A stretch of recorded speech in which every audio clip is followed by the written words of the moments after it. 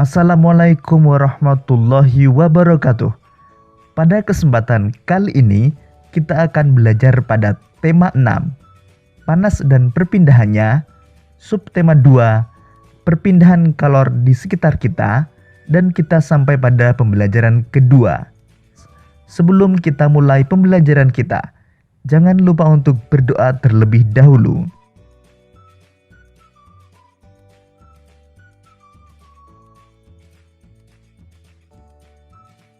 Pada pembelajaran sebelumnya, kita telah belajar lebih jauh tentang perpindahan panas secara konduksi. Pernahkah kalian merebus air hingga mendidih? Merebus air hingga mendidih merupakan salah satu contoh perpindahan panas secara konveksi. Nah, sekarang mari kita belajar lebih jauh tentang perpindahan panas secara konveksi. Perpindahan panas secara konveksi. Perpindahan panas secara konveksi disebut juga sebagai perpindahan panas secara aliran. Perpindahan panas secara konveksi ialah perpindahan panas yang disertai dengan perpindahan zat perantaranya. Jadi, pada perpindahan panas secara konveksi, tidak hanya energi panas yang berpindah, tetapi zat perantara juga ikut berpindah.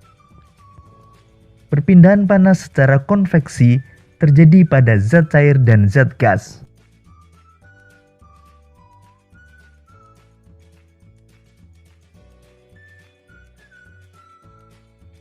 Perpindahan panas secara konveksi dapat kita lihat pada saat memasak air di panci.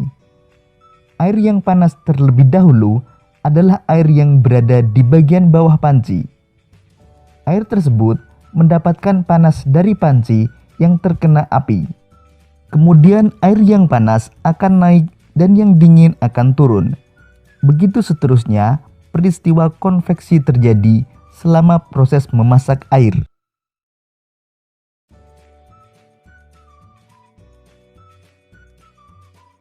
Perpindahan panas secara konveksi dapat diumpamakan dengan kegiatan memindahkan setumpuk buku dari satu tempat ke tempat lain.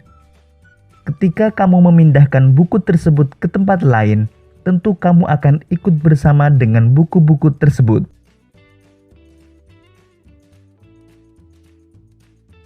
Contoh lain peristiwa konveksi adalah terjadinya angin darat dan angin laut. Angin darat adalah angin yang bertiup dari darat ke laut. Angin darat terjadi karena udara di darat pada malam hari lebih cepat dingin daripada udara di laut. Sehingga udara yang berada di atas laut akan naik dan udara dari darat akan menggantikan posisi udara yang naik tadi.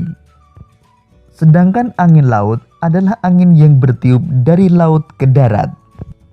Angin laut terjadi karena pada siang hari daratan lebih cepat panas dibandingkan di laut.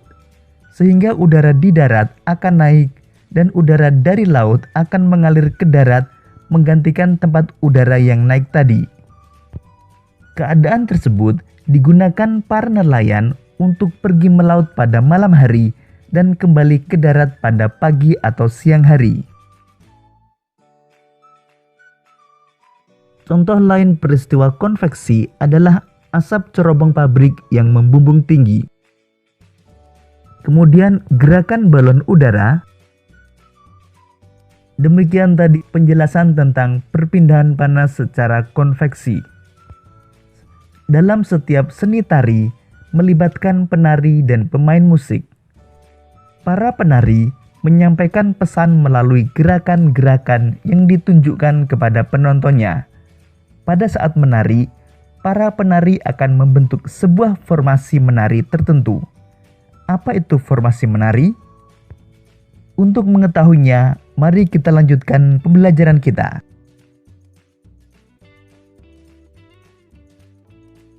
Pola lantai dalam seni tari. Pernahkah kamu memperhatikan sebuah pertunjukan tari? Pada tari kelompok, para penari membentuk posisi tertentu dalam tarian. Bentuk atau formasi tertentu yang dibuat penari dalam sebuah tari dinamakan pola lantai. Setiap tarian memiliki pola lantai khusus. Pola lantai merupakan garis yang dilalui penari pada saat melakukan gerak tari. Pola lantai ini dilakukan baik oleh penari tunggal, berpasangan, atau penari kelompok. Dalam tarian terdapat dua pola garis dasar pada lantai, yaitu garis lurus dan lengkung. Berikut ini pola lantai dalam seni tari. Ada yang membentuk garis horizontal, garis vertikal, garis miring atau diagonal, dan garis lengkung.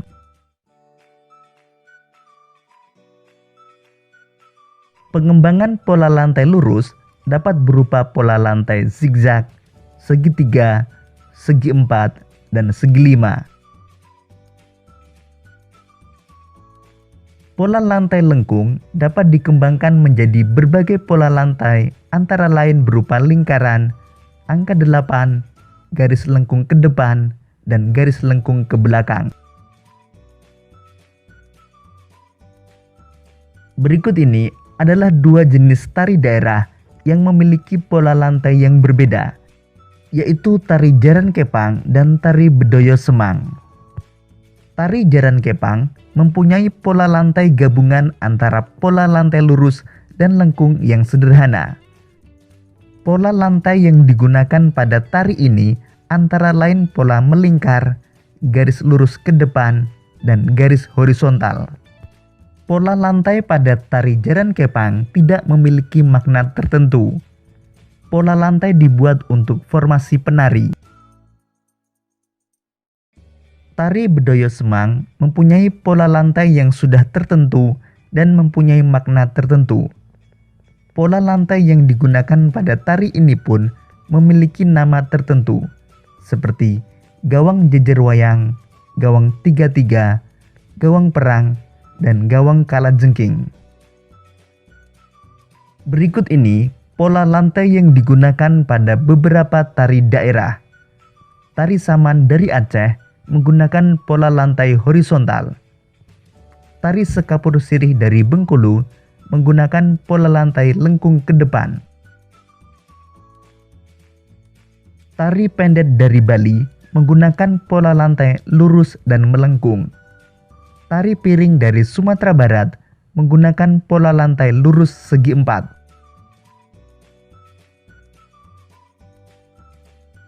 Demikian tadi pembelajaran kita pada tema 6, subtema 2, dan pembelajaran kedua.